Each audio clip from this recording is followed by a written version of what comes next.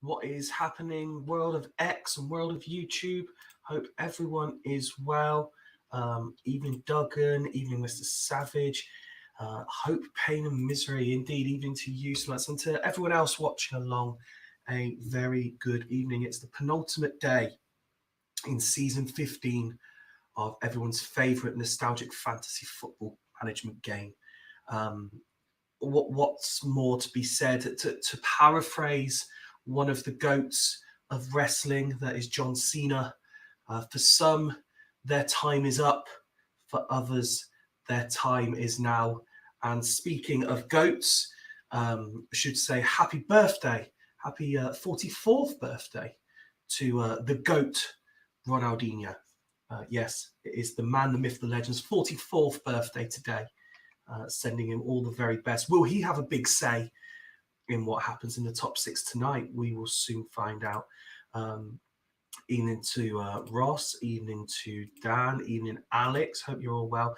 I've spoken a lot over my time and tenure doing this about what I think Super League is and what it has been for me, and what I hope it should be and what I hope it becomes. It is also Martin's birthday. I believe it's Martin's birthday today, he said. Happy birthday, Martin. I hope I haven't missed it. I'm pretty sure you said it was today. There's only one go. For me, going back to what I was saying, the people make the Super League, and how you can affect someone even though you've never actually met someone. And so for that, I would just like to personally shout out Mr. Stackington himself. Absolute legend. He saw and he heard that I was quite excited by the big weekend lineup, the Radio 1 big weekend lineup, and he did everything in his power to help me get access to tickets. And just that effort for someone who I've never met in person, never actually spoken to in person, other than maybe twice, once on Limbs and once on here.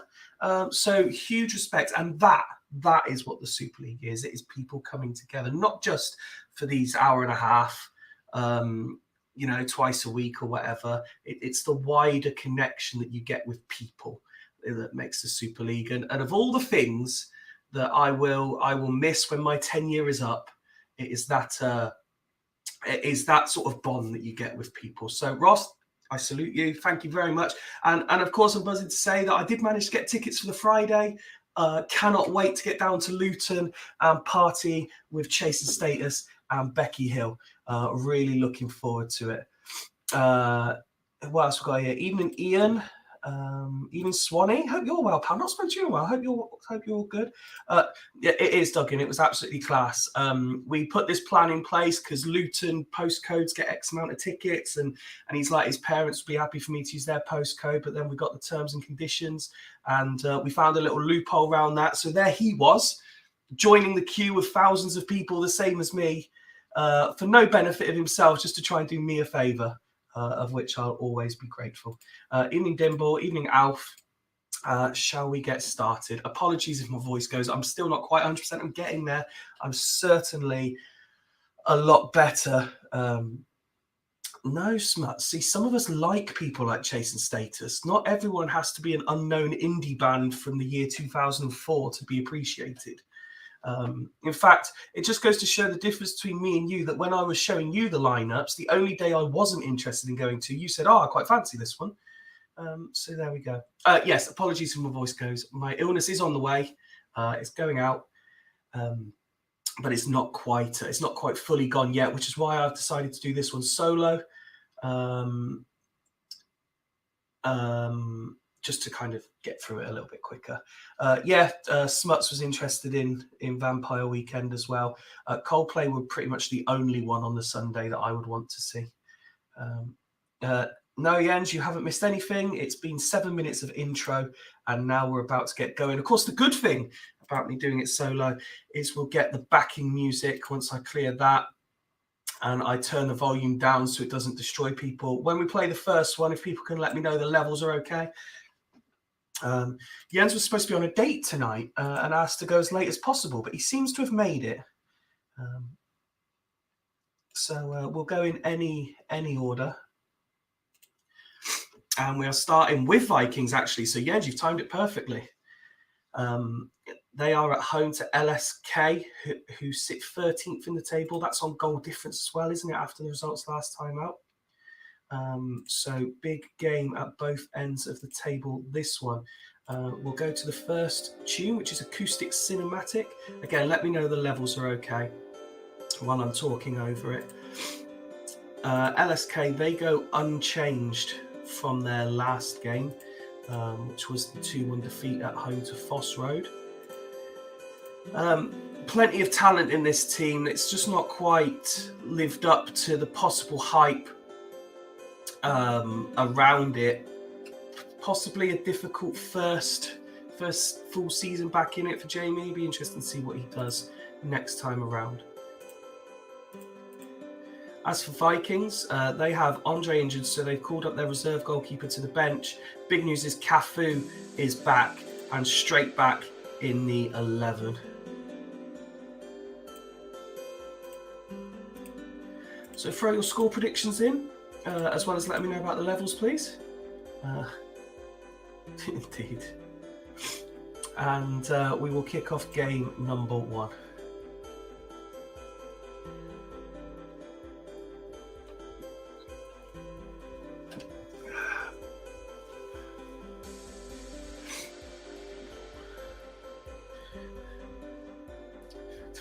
Thanks for the advice, Ross. I appreciate it.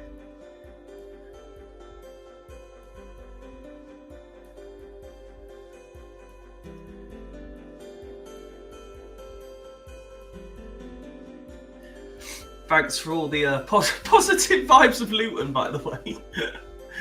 Thierry Henry on half an hour opens the scoring for the table toppers as Transfer Chat takes over the Luton lamenting in the live chat. Of course, live chat isn't just available on YouTube, it's also available on X. So if you are watching along on X through either the Super League page or possibly even someone who's watching through on my personal X page, which is this stream's being shared to, then jump in and say hi. Let me know you're watching. Vikings absolutely demolishing their opponents in that first half. Jamie's side not really laying a glove on their hosts. Fairly strong ratings, only Rio Ferdinand and Sokoviak rating below a 7. No yellow cards to worry about, and only Sokoviak on 84% in any way a consideration, fitness-wise I should say. As for LSK, Fabian Barthez doing Fabian Barthez things, 6s across the board, with the exception of Maldini, who's on a 7, and Aymar, who's on a 5. Alex predicted 4-3 earlier in the chat, and Jens going as is. Jamie won't be here. We know he won't be here, so I'll just carry on.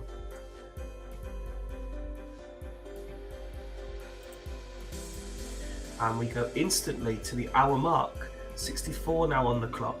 Thierry Henry's rating moves up to a 9.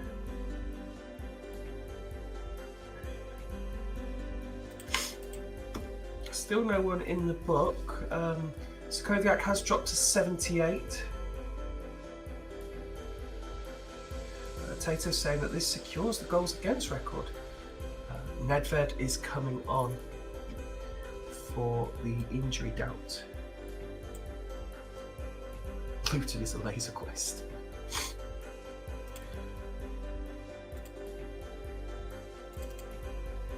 And I don't know if he does actually watch these back or not, but for the benefit of Jamie, this is how his team's looking. Gio has dropped to a 5 as well. Conditional wise, nothing much to worry about. Bowyer, the only player in the book.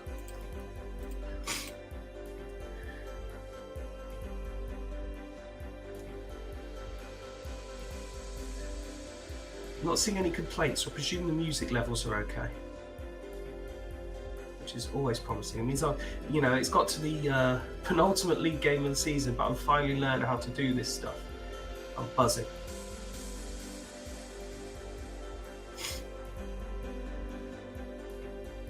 And there's the final whistle. Alex saying all good, thank you mate. Vikings just eased to a 1-0 win. They didn't have to really try too hard. Let's just have a look at that. So still just a 16 conceded this season. I mean, to be fair to Coast, they're only on 19.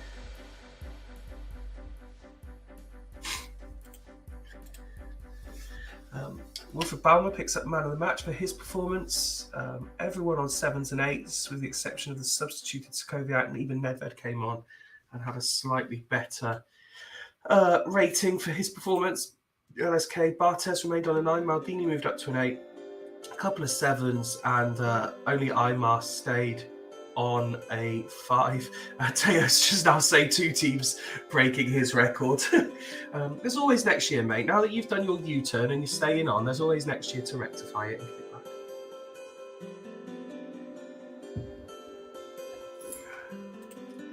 Game number 2, and it's a big one.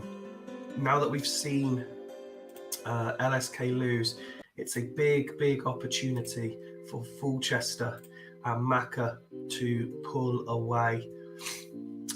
Some squad changes for East Coast as they bring 4 up and send 4 down from the reserves to just mix their squad up a little bit, and a couple of those new players come straight into the team.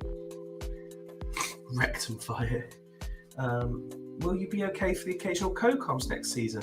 Alf, to be honest, mate, I do understand, and quite rightly so, a number of managers are bored of seeing and hearing me. So if Martin wants me on co-coms, then I will be more than happy to make time available for him. But I'm sure no one really wants to hear from me already. Anyway, back to the East Coast team. It's still new every week. How are these top 4 T2s breaking your record? Who is Bergstrom? This is Bergstrom Tater. He's an attacking midfield forward left, 29-year-old obvious Australian who is known for playing for a load of teams that only Martin and Jens can pronounce properly. You'll also notice the tactical tweak. He's now playing the sort of Sancte formation, and I suppose you call it the Haggis formation as well, with the 3 DMs and the one behind two wingers. So, it's also is this what Badgers play as well? Yeah, because that's Nicky Franco, isn't it? So basically, he's playing the same as everyone else with 2 games to play. As for Fulchester, after Macca out of nowhere sent me alternative lyrics to the early 2000s rap hit Riding Dirty, he decided to go as is for this game. I did appreciate the creativity of his squad submission. And I did pick up on it straight away, even though he wasn't sure who the original rapper was to do it. Chameleonaire, if you are interested. Duck is saying Anelka against Dims here after years of toxicity. Send your predictions in the chat as we kick off game number 2 of game week 25.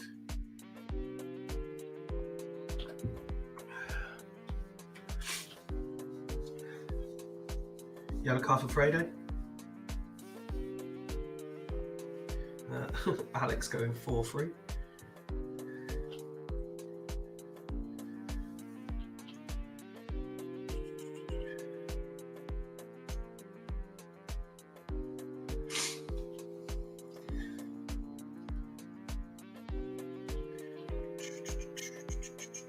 Approaching half-time, still 0-0. Fulchester ending the half the strongest, but failing to convert. East Coast have created more, but have failed to take the lead with those chances. And could they rue them with the attacking talent that Fulchester have? Looking at the ratings, starting with the home team. Seb Frey, again, having a good end to the season, actually. Frey, he's had a couple of decent performances of late. He's rating a 9, a couple of 8s in there as well. 1 or 2 7s and a few 6s. I actually felt Fulchester, I agree, Duggan. I think you're right. The text made me think Fulchester were a lot more sort of attack-minded than the stats suggest. As for Dimble's team, everyone on a 6 or a 7, with the exception of Javier Zanetti, who is on an 8. Fewer touch of the ball, in my opinion, looking at the passes at least. Frede is in the book. Conditionally, nothing to worry about. Dimple saying no change yet. Macca, I'm sure, is still living in the year 2001 and therefore won't be here to be making any subs at the C-suite.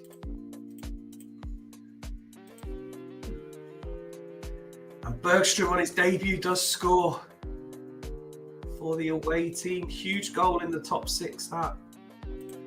As we reach the hour mark. And while it's advantage Dimble. Looking at Macca's ratings here. Very similar. I mean, you've got a few 8s still in there, but it's just not quite enough tonight. Conditional wise, nothing to worry about. No one in the book either. So it would have been interesting to know. Perhaps like a Robin swapping with Serginho and bringing Romario on, something like that, just to freshen it up.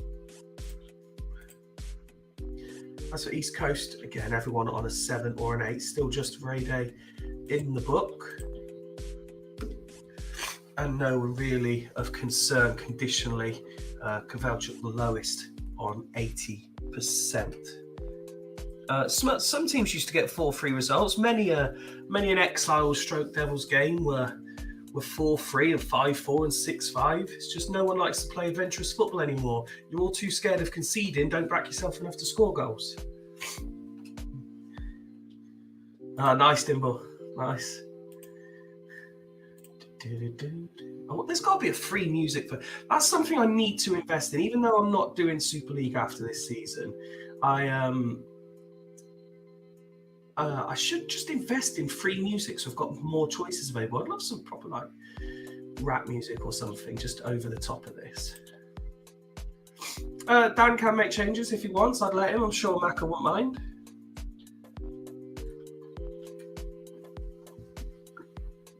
he's saying nothing to do with him.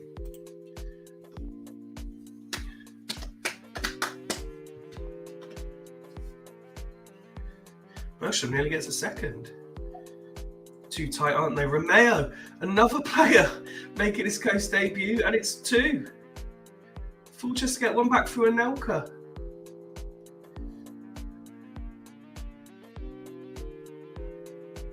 And the full-time whistle. Fulchester huffed and puffed, but couldn't get that equaliser. Anelka did get his goal. Decent game in the end, but Coast, their quality shone through. And as Duggan says there, that appears to be Dimble in the top 6. Congratulations to him. Materazzi does get man of the match despite being in the losing team. Dan showing his sportsmanship there, refusing to get involved when there is stuff on the line. Solid ratings, a near perfect away performance from East Coast. That takes us to Badgers versus Stackington, which means we change the song again to be Feeding the Ducks. And what I like about Ross is he's another one who's not afraid to kind of rip it up. He's sent a new tactic file in, even though they mostly look the same. I think every game week bar about 3 this season, and now he's chosen this moment to mix it up a little bit. Amoroso partners Morientes as a front 2. Ebi Stan drops to the bench. Kili Gonzalez randomly finds himself back in the matchday squad for no obvious answer. I've just seen this from Dimble. And they say that fancy football management games don't matter. So we've got Cole, Emerson, Takanadi and Dyer in that crucial DM line. Mendy had to play behind Costa, and as I say, it's a front 2 this evening. They face a Badgers team who are without Nicky Butt, which means that Max Tonetto gets a call up. He plays. Simeone moves from left to right. Desai keeps his place. Everything else remains the same. Zizi Roberts, the man to watch. Score predictions for this one in the chat, please, as we kick off Badgers versus Stackington. Badgers already got their cue. A win would be massive for the away team here. If nothing else, just to really ramp the pressure up on those other sides. But Ross definitely still in the question, but needs a win here, you feel? Oh, Morientes misses the target.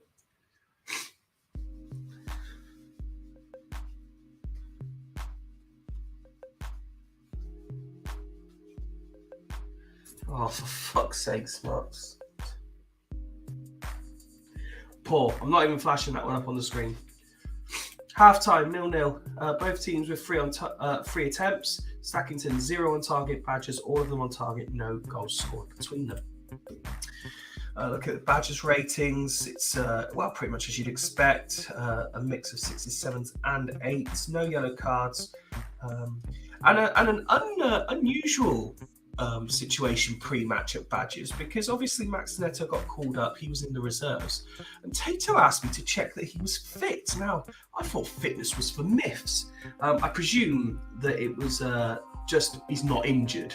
But it did make me smile that it took till game week 25 that Tato was checking the condition of one of his players. As for Stackington, Kieran Dyer rolling back the years with a 9 performance. Shay Given continues to impress. Everyone else on a 6. Tato going as is till 60.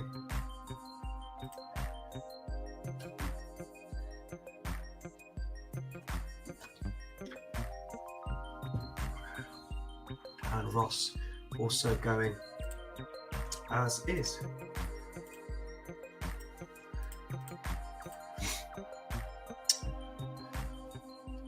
Nearly at the hour mark already. Badgers seem to have had the better of it in the second half, and then all the time flies by. We pause on 68 minutes. Condition is a myth. Orange injury is a different beast, though, says Tatum. Indeed, could not agree more. Simeone up on a 9. He's a standout player. Of course he is. Why wouldn't he be? I mean, I dare to suggest that Ronaldinho was the GOAT when we all know it's Simeone. I'm showing mythical stats. This may as well be leprechauns and unicorns for all Tato cares.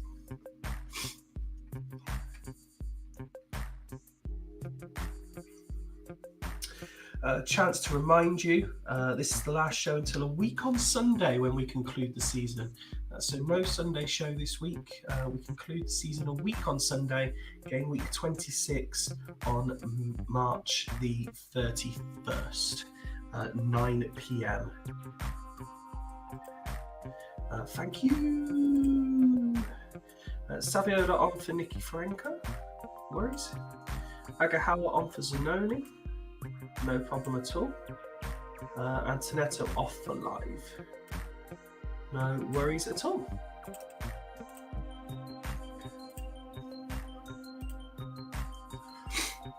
Oh shit, no!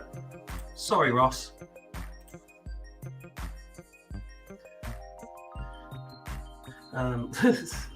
So 5 minutes later, Ayala on a 5. Perry on a yellow. Rui Costa on 74%. Much to consider here for Ross.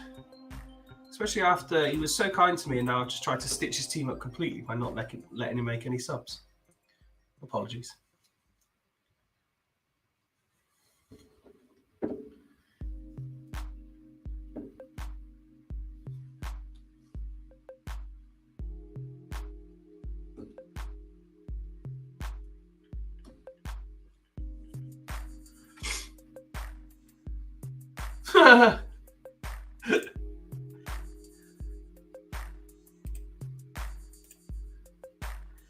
Sand for Morientes.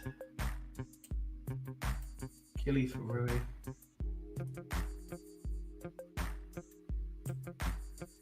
That's it.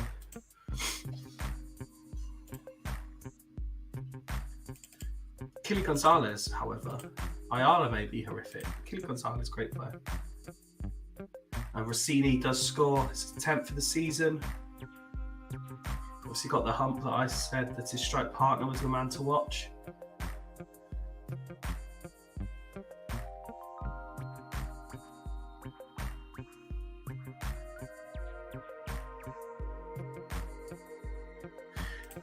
Full-time Badgers securing the win against Stackington.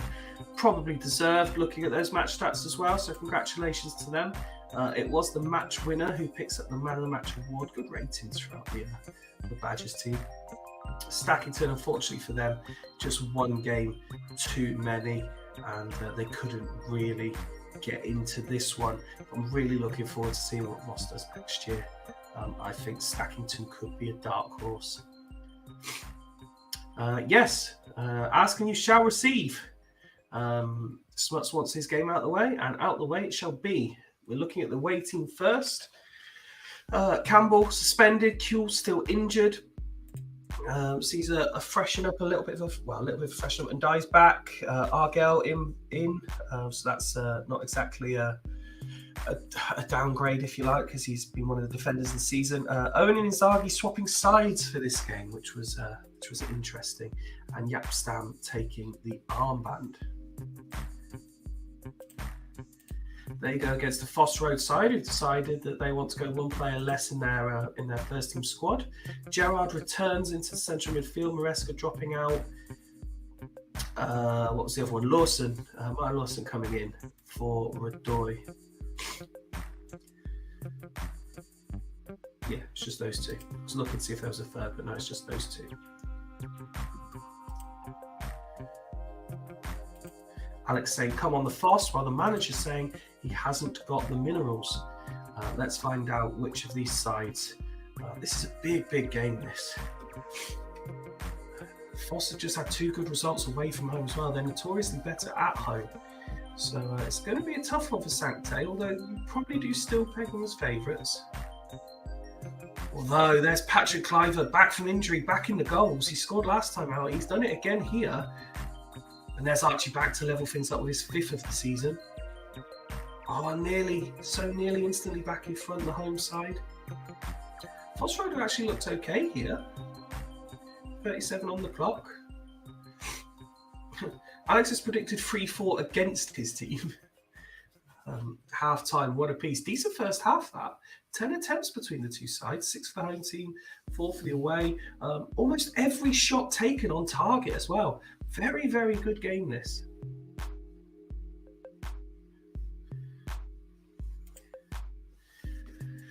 Looking at the home side first, then, everyone rating 7 or higher with the exception of Rakoba, Emerton, and Vieira. Vieira, with possibly his first 6 of the season. No yellows, not really a conditional issue to worry about either. As for Sancte, Oliver Kahn there, rated him 9. He is very much determined to get that playoff spot for his side. A couple of 6s as well for the away team. A yellow card for the returning Argyle as well. Smuts is content enough. He's going as is. Big game this for more than just these two teams. So every decision vital. I don't think I changed the music, did I?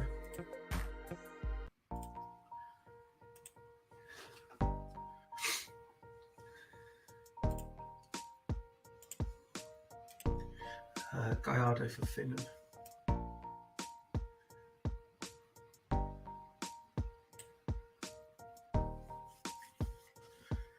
Smuts saying looking super keepers, and Alex saying must win, piling the pressure on his manager. You know that this is the unicorns, not the foxes, Alex. You need to get different emoji. Let's resume the second half of this game. Oh, and an injury for Argyle, straight from kickoff. So another change required for the Sancte boys, and not one that they would wanted to make, let's be honest. There we go, Alex, well done. Hagen straight swap, no problem.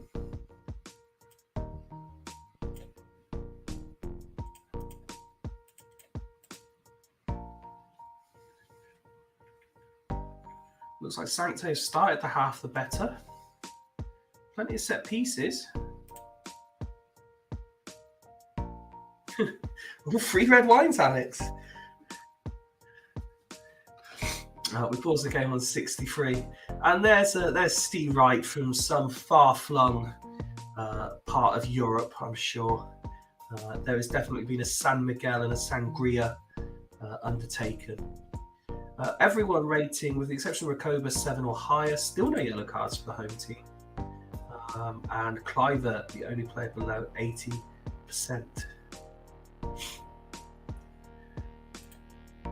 As for Sancte, they've already made 2 changes today. So no one left on the pitch on a yellow. No one really a fitness concern.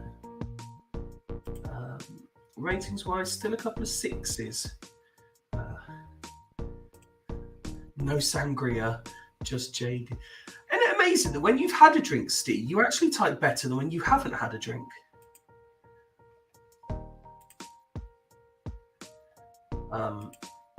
No. In a word, Alex, no. Drop Bowen back to AMC alongside back.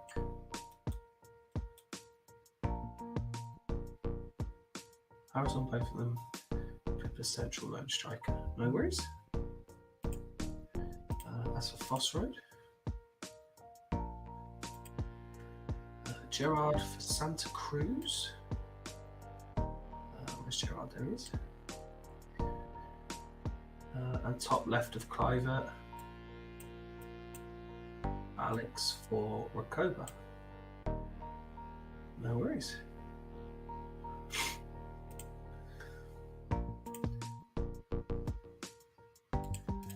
Dimble loves himself a red wine.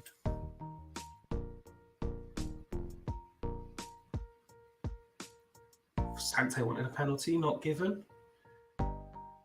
Foss do seem to have played their way back into it a little bit. Still under a bit of pressure themselves, though, but more involved. And we'll slow this one down here, given How many drinks have you had?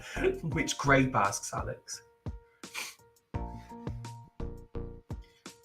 Raquelme, offside. 3 minutes being added on. Tato loves a red. Surprising given that he's a blue by trade. Back! Fails to convert. Steve saying red wine is shite. Free kick to Foss as we approach injury time. Hoffland, Raquelme. Oh, a goal here would be huge for either side. Hoffland, Emerton, Alex. Alex! Oh, he's put it over the bar.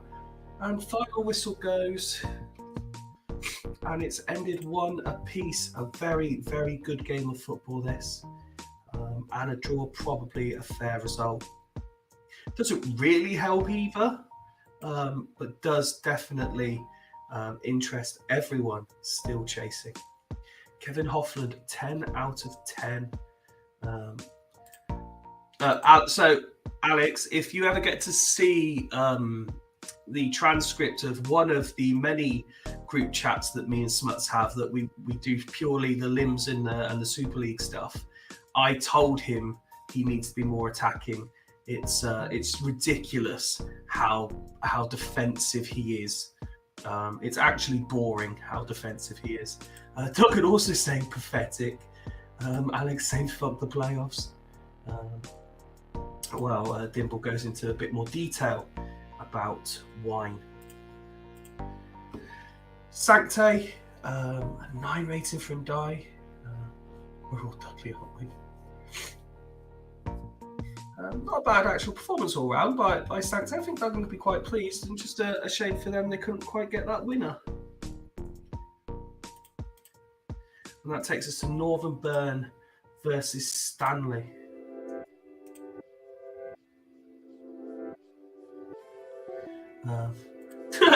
Talk about boring and defensive here at Stanley. They are without Pinto, Scally, and Neville through injuries. Robbie Savage, one of a couple of players, away on international duty. He is currently playing for Wales. So that means they line up like this, and it's actually unchanged from the last game.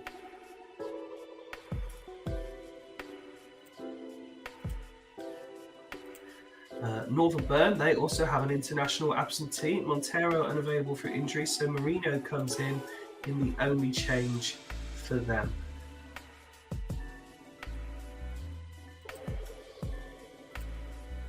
Oh, and we've got a kit clash as well. Excellent stuff. Well, let's enjoy Northern Burn versus Stanley.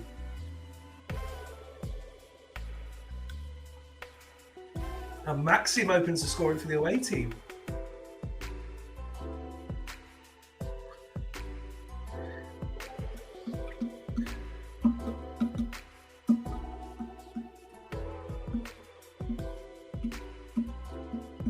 Nido with a chance to double the lead, but fails to take it.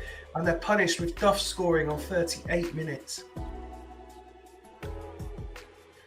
And Montero, with his 15th of the season, has turned this game around in double quick time.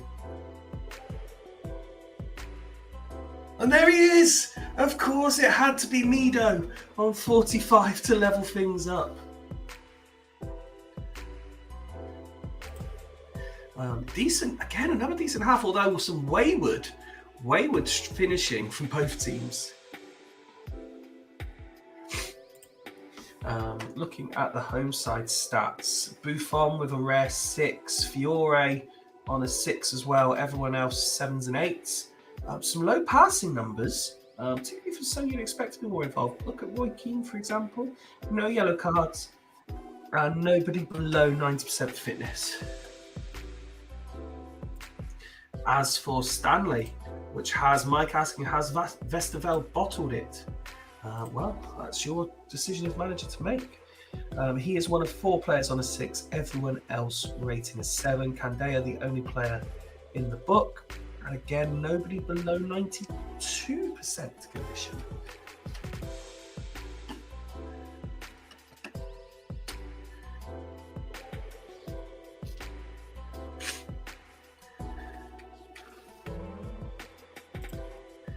If Buffon's 6 was rare, Ian wouldn't be pimping him. Mike says as is, but that's not looking good. Ian just sends as is.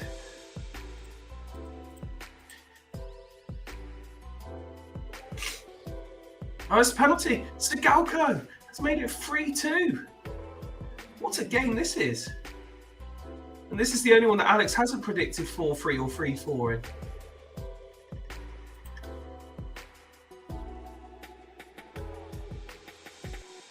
Free kick to the away side as we pause on the hour.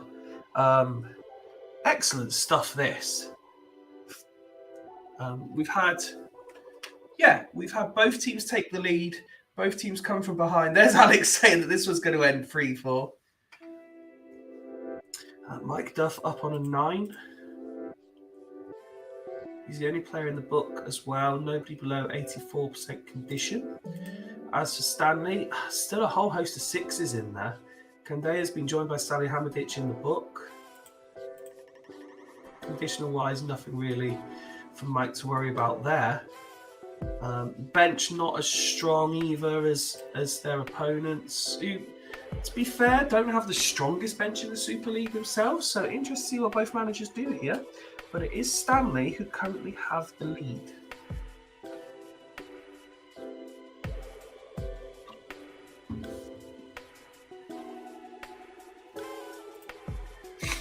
Duggan doing an as it stands for everyone, meaning the games a week on Sunday could be completely irrelevant.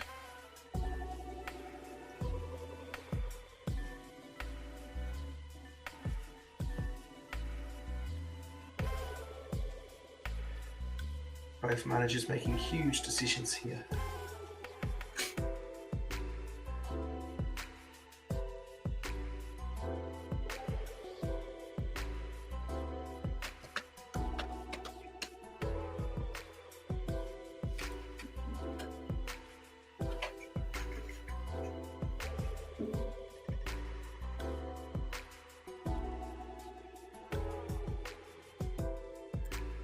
Mike blinks first and says as is. Completely agree, Tato. A good game.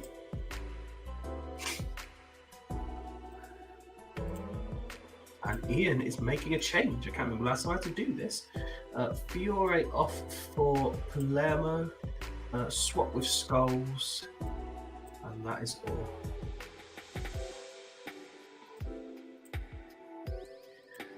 Let's see how the rest of this game pans out.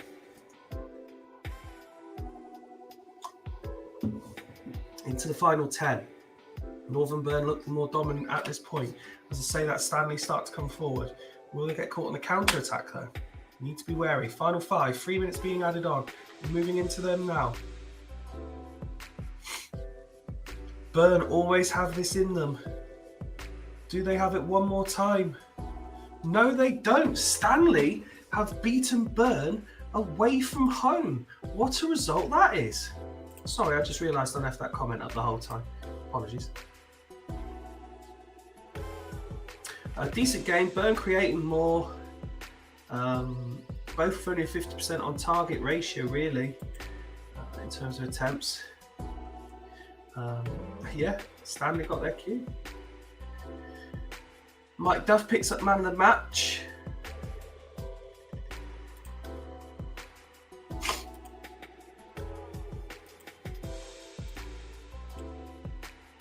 And somehow Stanley have won 3-2 against Northern Burn with a player getting a 5. Mike Savage is capable of magical things. Absolute magical things. Penultimate game of the night. Oh, hang on. If that game actually matters, let's go to this one. Sloths revert music. No. We'll go to night driving for this one.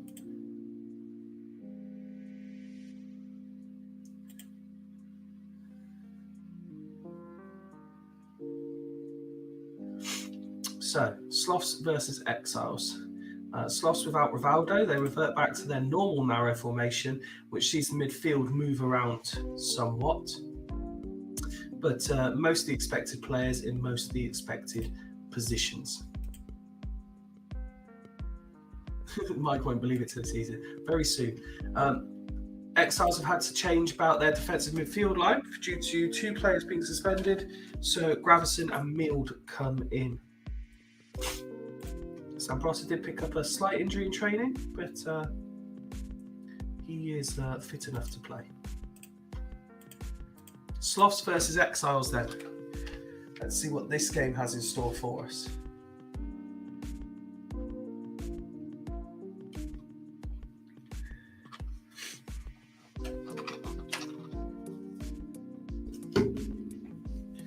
Minutes on the clock, still 0-0. Alex predicting 4-3. It's not looking likely at this juncture, Alex, but I appreciate the positivity. 4 minutes of added time being played, they've been played, and we get to half time at 0-0. Exiles with just the 1 attempt on goal. Sloths with 4, 2 of those only on target. Looking, and Sloths really have a mismatch. So you've got Christian Vaughan's on a 9, where you've also got Thomas Rosicki on a 5. Fair few 6s dotted in with 1 or 2 7s as well. No yellow cards. And conditionally wise, 89 being the lowest any player has got here. Looking over at the away team, slightly more consistent. Everyone on 7s and 8s with the exception of Vincente and Figo, who are on 6s.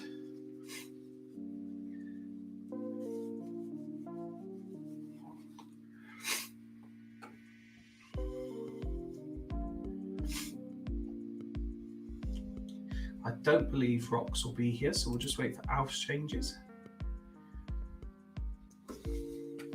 Again, Alf's going as is. So we continue on.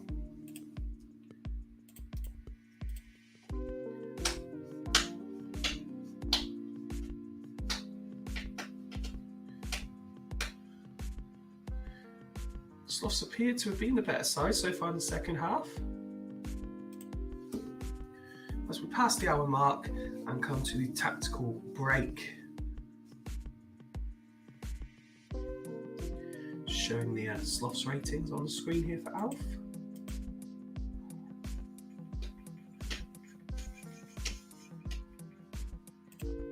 And for Exiles, it's Marcy on a 9.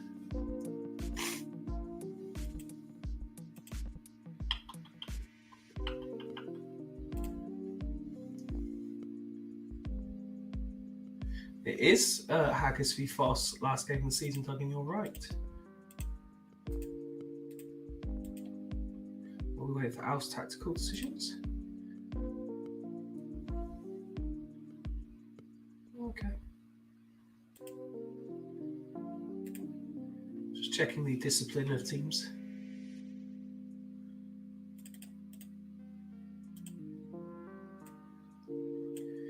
Here comes Emil and Penza to try and save the day for Sloths.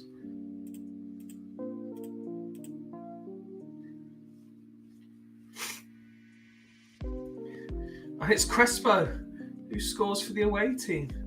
Has Alf produced a team lineup where he's scouting, signed all the players. Full time, it's Exiles that pick up the win.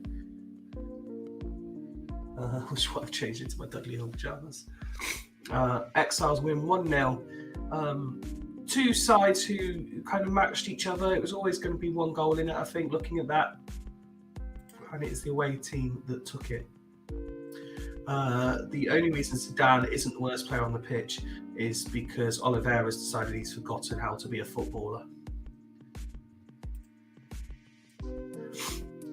Tomasi picks up man of the match. Crespo, the match winner. Nesta putting in another solid performance.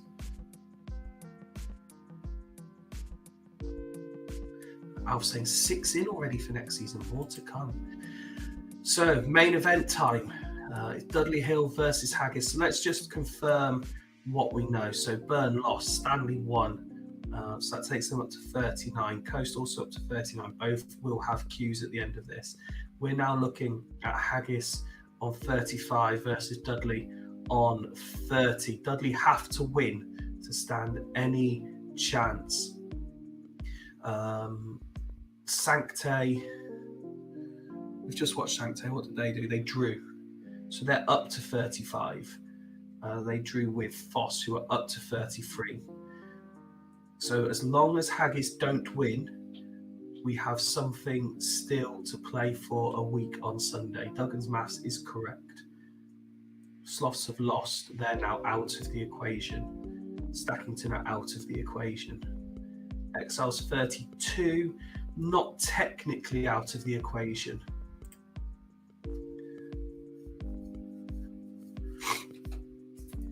Monterrubio away on international duty. Perez out. Samuel suspended has meant a couple of alterations. So it's Zenden and Jack's playing out on the wing. Veron's been dropped to the bench with Del Vecchio playing behind Grade A and Van Nistelrooy. The DM line, Guigu played last time because Gomez was unavailable. He returns. Kufrey swaps sides. Cannavaro comes in because Samuel and Ian joins just in time to watch his side. Which reminds me, let's change the music for the last game of the night.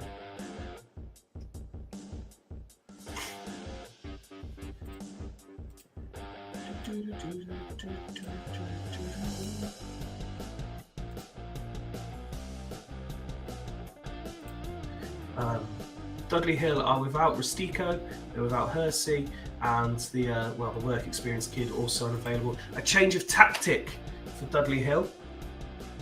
So no match this Sunday or next Thursday. Game week 26 next Sunday. That's correct, mate. Yes, I am on holiday next week, so not back until Friday. So no opportunity for me to play it before next Sunday. Terry partners Woodgate at the back. Cole and Van Bommel in centre midfield. Keane plays behind Salas and Constantinu. I would actually argue that Dudley have gone fairly attacking here.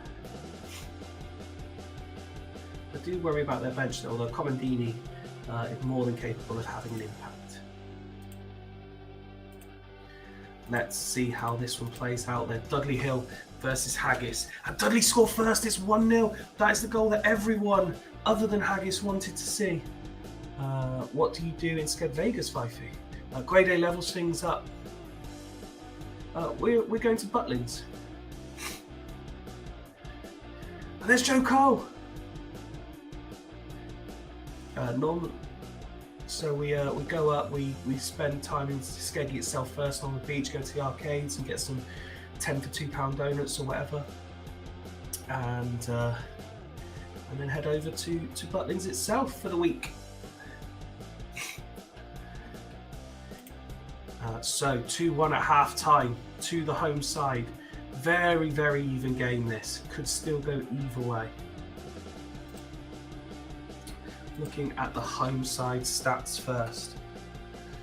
Everyone on a 7 or an 8. Only Van Bommel in the book. 89 the lowest recorded fitness there, and that is for Marcelo Salas. As for Haggis, rating's not quite as favourable, lots of 6s. 5 for £5 now. Yeah, I have noticed the price going up. It used to be 8 for £1, which is why I know it's 10 for £2 now. To see Stephen Mulhern? Mass Singer is on while we're away. I don't think he's there. I think he only does the summer. But Mass Singer itself is on, yes. Michael Stewart enters the AMC lottery. Get to Fancy Island. No, Fancy Island fucking sucks. It really does.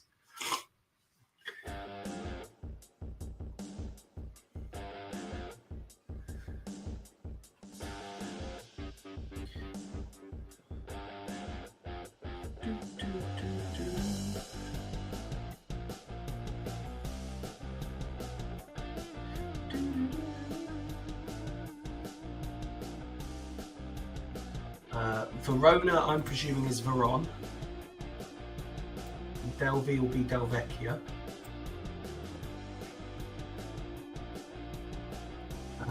That'll do for Nota. Okay, no worries. Apparently Butlins is a good place to pick up women. Is it?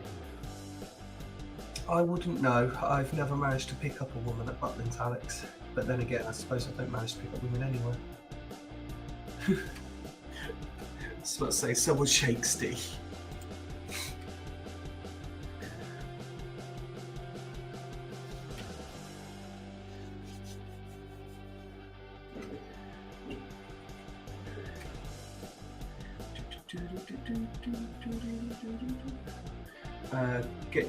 Get your groove and find out. To be honest, I quite fancy actually doing a like one of the Naughty's weekenders at Butlins, like a group of lads or something get together. I spoke about it with the Fools guys before. Obviously, most of them being down south, they want to go to the Minehead one where they do the PDC darts, so they wouldn't mind one there. I tried to get Smuts to do one where they had loads of musical acts and stuff on, but he's like, oh, I've seen them, not interested in them. No, let's not bother. Maybe that's something, a CMSL reunion, Naughty's weekend to Butlins somewhere. Put that on the Rogue Promises spreadsheet, shall we? Is Steve around? Is he still here?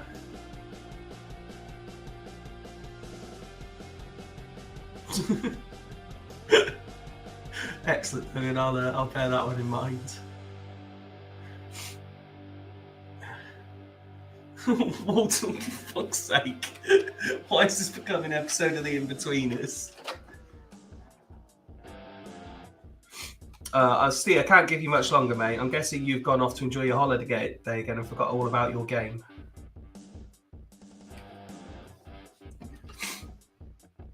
Fuck it, we carry on.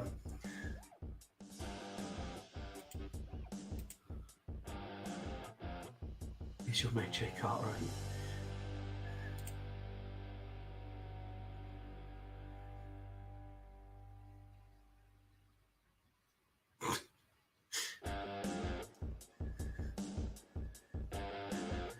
So if you'd be up for a CMSL Naughty's weekend, oh, Constantinu!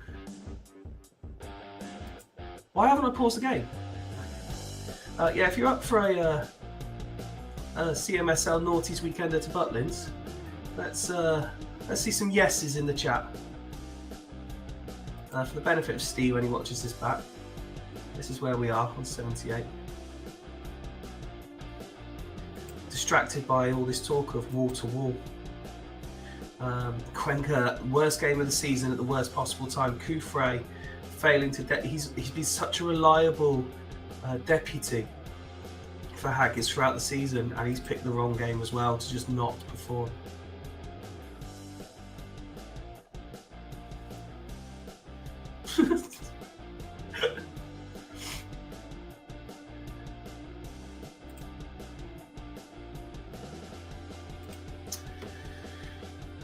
You not heard the phrase "skin in the game," Alex?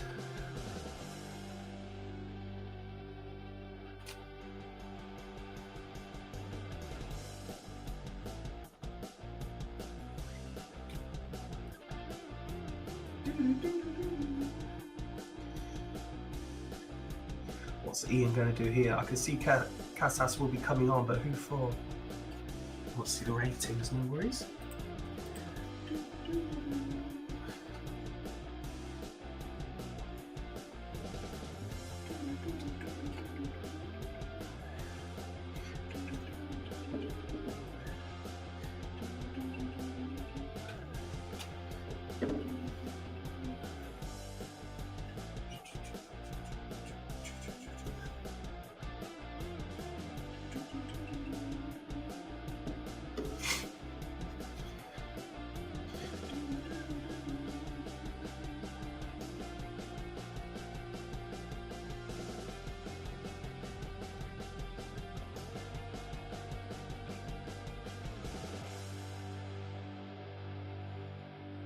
So I'm back to MC.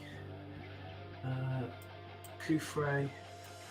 Oh, Ian's going for it. He wants to try and get this done tonight. Do you want an arrow, Ian? If you just confirm, please.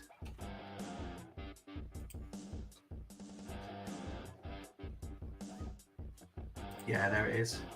Oh, arrow on Verona. Like this.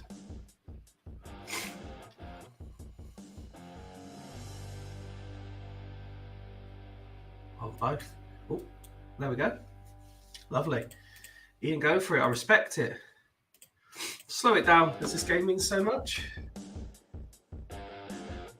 Have Dudley done enough to take this into one final game week? 4 minutes are being added on. Salas, Cole, Keane, Cannavaro in the way, Varane, and Nistelrooy. Dudley, you feel, should be able to hold on from here, but we have seen double goals before into injury time.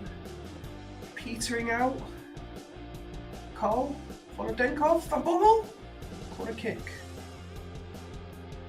Soroshinsky. And there's the final whistle. Dudley Hill have made it interesting for one more week.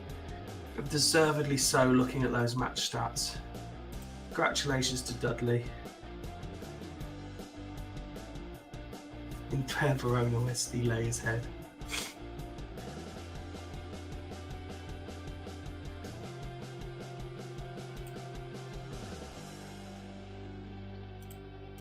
So that leaves the league table looking like this. Vikings, Badgers, joined by Stanley and Coast as qualified. Burn, not technically there, but more or less there. They have a +9 goal difference compared to Sancte's -1. Haggis, the team in trouble. They're on 35. Sancte, 35. Foss, 33. Dudley, 33. Exiles, 32. So let's do this maths here then. So let's start with Exiles. They play Fulchester. They have to win regardless. Exiles are on -1. Haggis are on +3. So that's what Exiles have to do. Dudley Hill, they are away to East Coast, who have already got their queue, remember. So could Dimble rest players and give his mate a helping hand?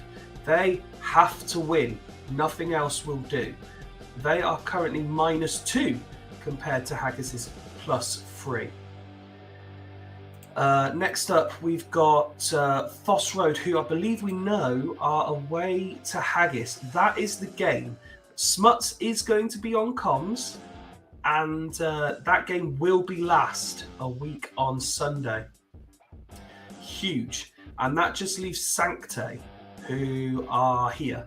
They play LSK. Could Jamie give his mate a helping hand? But they still have to secure not finishing bottom. Let's just have a look at this race. So -12 for Jamie, -16 for Fulchester. Well. So it comes down to this. But Burn, out of interest, they are away to Stackington. Who have nothing now themselves to play for. Burn realistically have got their queue, you feel. It all comes down to any one of these 5 teams. And that Foss Road Haggis game, being the last game on the night, it's literally going down to the wire. Because you cannot see Sancte, Dudley and Exiles all losing. Remember, a draw. If Sancte draw, what's theirs then? Hang on. So Foss are on 0. No, a draw is not enough for Sancte either.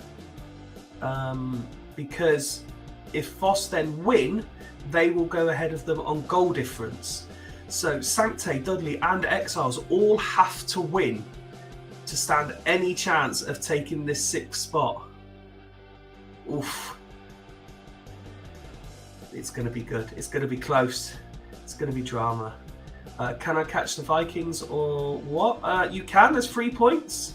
They are, +17. You are +9. So you would need to win. They would need to lose, and there would need to be an 8-goal swing.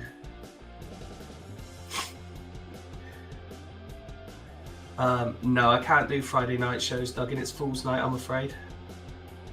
And as much as I love Super League, I have to keep Fools as my priority, I'm afraid. This has been fun. I will see you in just over a week's time when we find out which one of the 5 finishes 6th. It's been an absolute pleasure. Thanks for the chat tonight. See you in a week's time when Smuts will be joining me on commentary. Super League Live from Butlins. Mate, if you've ever been to Butlins, you cannot get any reception there at all. I hate this. Good night, everyone. See you in a week's time. And try and relax.